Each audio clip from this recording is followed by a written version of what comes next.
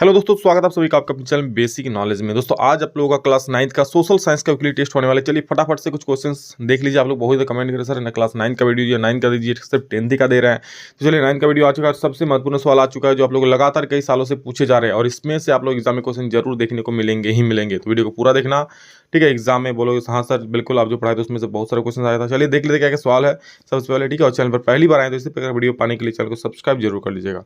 सबसे पहला सवाल है द्वितीय विश्व युद्ध कब हुआ था। तो बच्चा जानता है कि द्वितीय विश्व युद्ध हुआ था 1939 लेकर 1945, ठीक है। दूसरा विश्व युद्ध हुआ था 1939 से 1945। अगर पूछा कि पहला विश्व युद्ध कब हुआ था तो पहला विश्व युद्ध क्या हो जाएगा 1914 से 1918, ठीक है। दोनों याद रखिएगा, कुछ भी एग्जाम में आ सकता है। अगला सवाल देखिए, संभावना है नागार्जुन सागर नदी परियोजना किस नदी पर है। नागार्जुन सागर नदी परियोजना जो है दोस्तों ये किस नदी पर है, ये याद रखना, कृष्णा नदी पर है, ठीक है। नदी परियोजना जो डैम बनता है ना उसी को बोल रहा है। नागार्जुन सागर नदी परियोजना जो है किस नदी पर है। तो देखो नागार्जुन से अर्जुन नाम आ रहा है, अर्जुन और कृष्णा हमेशा साथ थे, अर्जुन और कृष्ण भगवान हमेशा साथ थे ना, तो इसलिए क्या हो जाएगा नागार्जुन है तो कृष्णा हो जाएगा, ठीक है। बाकी कोई उसमें मैच नहीं खाएगा। अगला है प्रायद्वीपीय भारत की नदियां निम्न में से किस पर निर्भर रहती है। तो प्रायद्वीपीय जो भारत की नदियां होती है ना वो वर्षा पर निर्भर होती है, वर्षा होती है तभी वो बहती है, ठीक। भारत के किस राज्य की न्यूनतम प्रति व्यक्ति आय है। किस राज्य में न्यूनतम प्रति व्यक्ति मतलब कमाई का जरिया ही नहीं है भाई, बहुत कम कमाई है, तो बिहार, ठीक है भाई। हमारे झारखंड उससे अच्छा है, चलो बढ़िया है।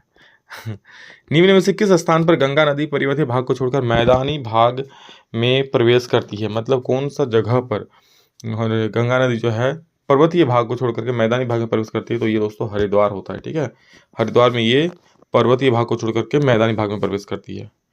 अगला प्रश्न, हिटलर द्वारा लिखित पुस्तक है जिसमें नास्तिवाद के सिद्धांत दिए गए हैं, ठीक है। उसके द्वारा एक पुस्तक आई थिंक है ही नाम है, ठीक है, जिसमें नास्तिवाद के सिद्धांत के बारे में दिया गया था, कौन सा है। तो इसका नाम है मेरा संघर्ष, ठीक है।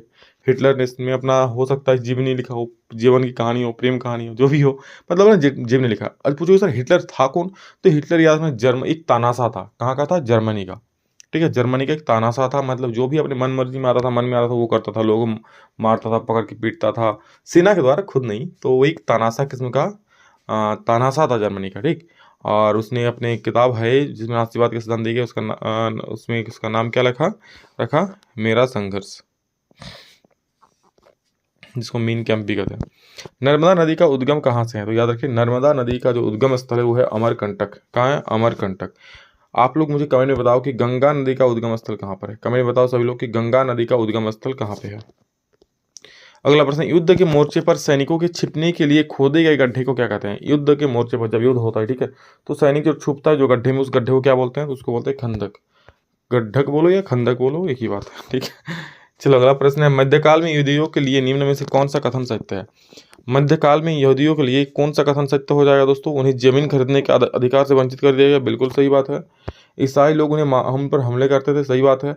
वह मुख्य रूप से व्यापार और पैसों का लेन देन करते थे, तो ये सभी दोस्तों इसका सही उत्तर हो जाए। क्या हुआ कि मध्यकाल में यहूदियों के लिए निम्न में से कौन सा कथन सत्य है, ये सभी कथन सत्य हो जाएगा मध्यकाल में यहूदी को लिए, ठीक है। यहूदियों के लिए नाम भी ऐसा है, देख सकते हो।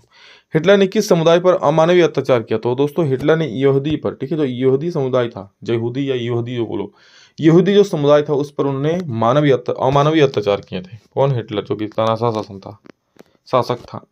हिटलर जर्मनी का चांसलर कब बना। तो याद रखिएगा ये बना था 30 जनवरी 1933 को, 30 जनवरी 1933। इंपॉर्टेंट क्वेश्चन अच्छे से देख लीजिए, आ सकता है एग्जाम में, ठीक है। अगला प्रश्न, शहरी क्षेत्र में किस प्रकार की बेरोजगारी पाई जाती है। शहरी क्षेत्रों में देखो, शहरी क्षेत्रों में औद्योगिक बेरोजगारी नहीं पाई जाती पूरा, ठीक है। तो एक औद्योगिक बेरोजगारी पाई जाती है, शिक्षित बेरोजगारी भी पाई जाती है। जो मौसमी बेरोजगारी हो ना कृषि क्षेत्र में पाई जाती है, जो शहरी क्षेत्र में नहीं पाई जाती। जो गाँव देहात में कृषि होता है तो वहाँ पाई जाती है, ठीक है। तो ये था दोस्तों आप लोग कुछ महत्वपूर्ण क्वेश्चंस जो एग्जाम में आप लोग पूछने का प्रबल संभावना है इसमें से, क्योंकि हर एक जो क्वेश्चन है आप लोग का पिछले कुछ सालों से बोर्ड एग्जाम पूछ जा रहे हैं। तो अच्छे इंपॉर्टेंट क्वेश्चन देख लीजिए, सभी को शेयर जरूर कर दीजिए और इसी प्रकार वीडियो पाने के लिए चैनल को सब्सक्राइब कर लीजिए। चलिए, तो love you all, thank you all of you. फिर नेक्स्ट में जल्द मिलेंगे, तब तक जय हिंद, वंदे मातरम।